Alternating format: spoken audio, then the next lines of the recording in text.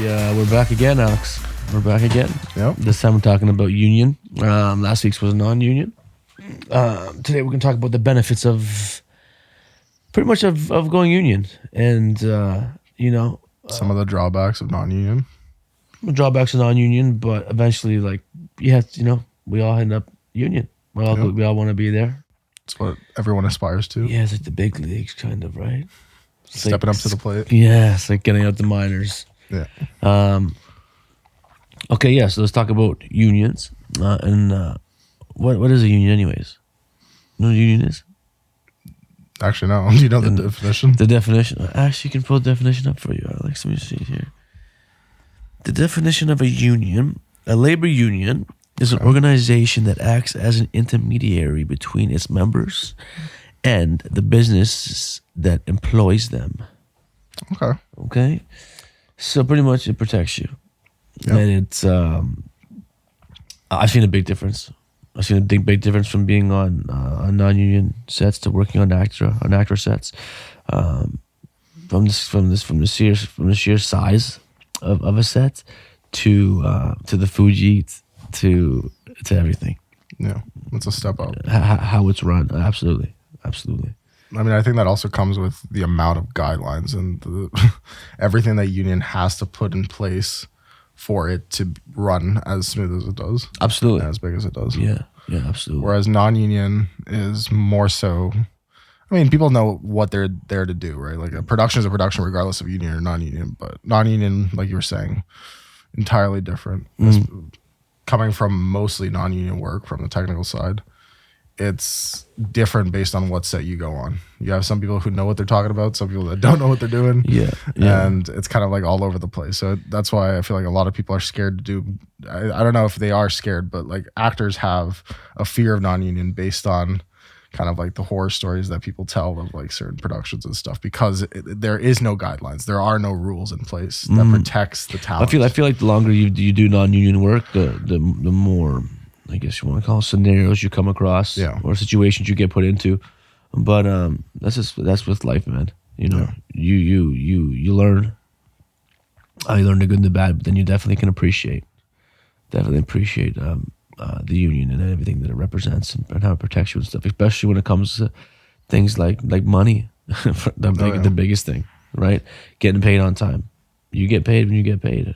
If you don't, I believe it's within like 2 weeks you have to get paid of being on set, and if you don't, like one day afterwards, and you start collecting penalty money, stuff like that. So and then in your contracts too, you get contracts in regards to like using your footage, protecting your rights. Yeah. Last episode we briefly talked about how one like kind of stays non-union, but let's quick and how you become union. So let's quickly just address how you become union. So yeah, particularly myself, like here in Canada, I have ACTRA. And ACTRA is ACTRA, the Alliance of Canadian Cinema and Television and Radio Artists. Yeah. And then you got SAG in the U.S., which is Screen Actors Guild. So how does it work with ACTRA? And because ACTRA, like you said, is primarily Canadian. Do you guys have agreements, or how does it work with the Americans? Yeah, there's an agreement between the two unions. Okay. Yeah. And is that just for those two, or like would it also be for the DGA or the SG? I don't know. I'm not too sure. I'm not too sure I'm up there yet, but yeah. I always wondered that too before I became union. I was like, once I become actor, now do I have to become like a SAG member too? Like, I see. It took so long to get there already. Now do I have to do this and that? And no, there's an agreement, man. Once you get there, then we work together. And just like with there's European unions as well, and we all work together. Yeah, I wasn't sure if there were specific rule sets for working only in Canada or only in the US or whatever. Mm-hmm. Yeah. Yeah. It's funny, man.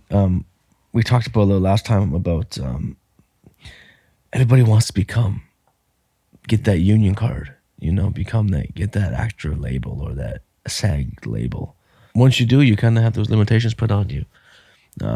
If you go too early, I believe, but I think if you let things happen organically, And when as your career flows and you collect your credits, and first of all, that's how you get it. You have to do 3 union gigs, 3 actor projects, and you get a credit. You have the option to accept that credit, and then you become an apprentice. If you deny the credit, then you still stay non-union, right? So so once you get those 3, then you become a union member, and then it's a whole different world. It's a whole different world. You can no longer do non-union work, as talent, right? As talent, as talent.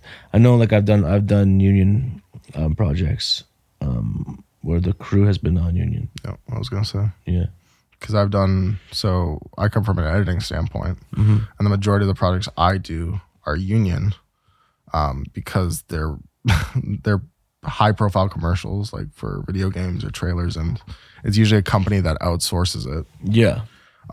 So by definition, it is union. With that though, is if you are crew, if you are on the technical side, you can go back and forth.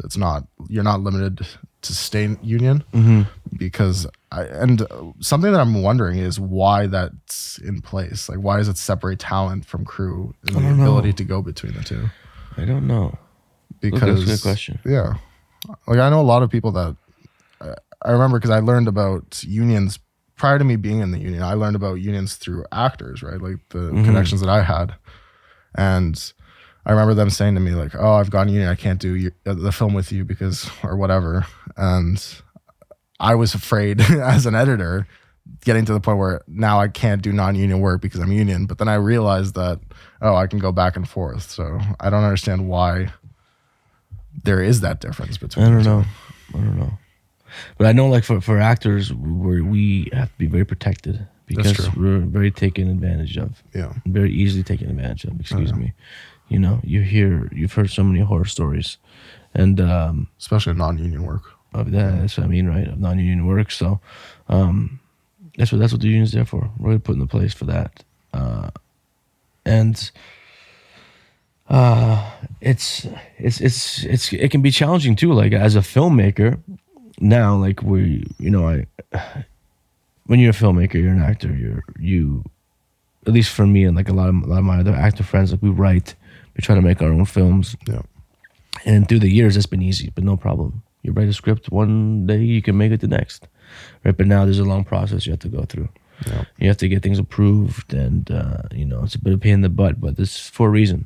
You can't just have like a bunch of machine guns and your script, a bunch of guns, and it's gunfight, and all of a sudden you just have that in the middle of the street.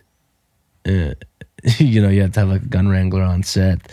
Actor has to approve. You have to pay for insurance. You have to have, there's a lot of things that come into play that we're learning now, which it's not always fun, but there's a reason they're there. Yeah, I understand why they have to implement it. Yeah.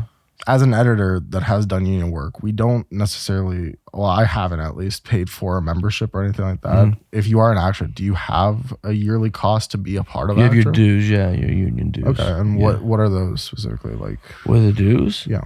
I don't know. I think it's like $149, $150 for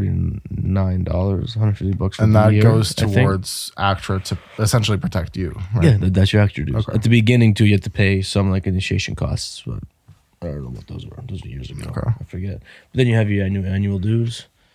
Are there requirements to stay within the union? Like, I know that like once you're in union, you can't go back to non-union, but do you have to maintain a certain amount of work in order to stay union, or does union just No, because there's only so much work. You know what I mean? Yeah. If that was the case, there would be a lot of actors, a lot less union members, because a lot of actors, man, they can do, the percentage of actors that actually work. No. It's so small. Is it? Yeah, that have regular work. It's so small, man. So you can't compare anything to that. Yeah. Do you have any specific examples of how the union has protected you in key moments on set, like versus non-union? Like I know, for example, on non-union sets, there's a lot of fear about certain scenes that you're shooting based on safety. So so something comes to my mind right away when you're saying that is I did this film maybe like, I don't know, years and years ago. What I did with this, she's still a good friend of mine, Jess, and she She had like a lot of they're doing like her makeup had like a lot of, there's like a lot of prosthetic, I believe so. It was like a big prosthetic piece or something like that. And first of all, they were shooting the scenes in such a dumb way that they keep taking off her makeup and like putting it back on. And the chemicals they were using was like ruining her skin, like hurting her skin. And at the time, you're an actor. Yeah. You know, you're coming up. You don't want to say something. You just do it. You don't want to. You know, you want to seem like a team player. You don't want to seem like the person slowing things down or like saying no to the director. And you know, I remember her saying like, "This is killing my skin. This is hurting." There really wasn't much care from the directing standpoint of like how the actor was or how she feels and stuff like that. You know, did the director step in? No, this is from a non-union. Excuse me, from the non-union standpoint. Yeah. But then like over the summer we did Slasher where I had like 3 or 4 sex scenes with multiple different partners in different situations, all closed sets. And you know, some fully naked, some partially naked, and you had to have like, you know, in a closed set you have like the camera, sound, and that's it. Yeah, all the essential people. Just the essentials in that room in a closed set, right? And they were very, very on point with that. As soon as you cut, people come in, cover you up. Before we even did any of those scenes, like we had meetings, like via Skype of going through the script, and if you were in these scenes, we talked about them and who was comfortable with what, when, where, how, what you didn't want to happen during these scenes, and we went through them all. And this was months prior to shooting, and then as time got closer, there was small little meetings brought up about, hey guys, this is coming up, you know, this is like intense, this is like, you know, it's and just make sure everyone was comfortable. And those are the stages the steps and the stages that you have to take. I think that's why, I think legally, with the union, but also that's why it's there. Legally I think the union has to do that, is what I'm saying. But I think that's also why the union is there, and why we become union. Yeah. It's things like that, you know. Yeah. And today too, like you can say no to anything you want. You have the right to be like, I don't feel comfortable. Yeah. You know, and it's very rare on a set today too. Like you'll be on a professional set where you'll be doing something where you're not being asked, are you comfortable with this? Like, are you okay with this? Do you feel like this is too much? Like, whatever it may be. Yeah, like your safety's first, for the most part. Like that's what I experienced today. I don't know. To me, it just, whether it's union or non-union, communication's key, especially between directors and talent, I think. Yeah, man. I was really surprised because that was my first like Slasher. It was like bisexual party, crazy sex, drug fueled like party animal. Have you done any like sex scenes before that though? No, and there was like multiple sex scenes, multiple partners, male, female, all these drugs, everything all in one, and it was like my first time. So like, it was just, I got like 10 years of experience in one set, on one show, you know. But it was handled well. Everyone did everything well, and I never felt uncomfortable once with the whole thing. So, and just to make a point here, like just because you are non-union doesn't mean you can't.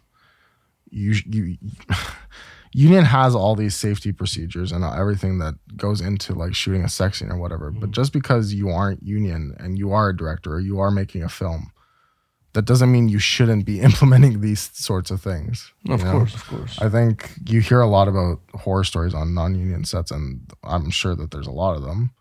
But you yourself can actually make that difference. You know, you can. I know non-union sets where the actors loved being on them, right? Yeah. No, definitely. I definitely think that if you're listening to this and you're non-union, you don't put up with anything. You know, you stand up for yourself and what you know is right. Exactly. For yourself or for another actor. You can also report bad films or productions to ACTRA, to your fellow, to your local union, and they can take action on it too. Like on a non-union? Yeah. Oh, yeah. And legally, they can get involved too. So, Yeah, man. I mean, things like that has to stop. So yeah, protect yourself, protect your crew, protect your cast. And union, non-union, at the end of the day, we know now like why it's important to be union, why it might be good to be non-union, but at the end of the day, you gotta have a reason for doing everything. Like, what's your goal? That's it. What's your purpose? What's your goal? Awesome, bro. Well, another good one. Thank you for talking to me about it. Yeah. I actually learned a lot about union. I had no idea. I just keep teaching, bro. You just keep asking. I'll keep teaching. There you go. And, maybe I'll teach you the technical side too. All right, dude. Thanks, man.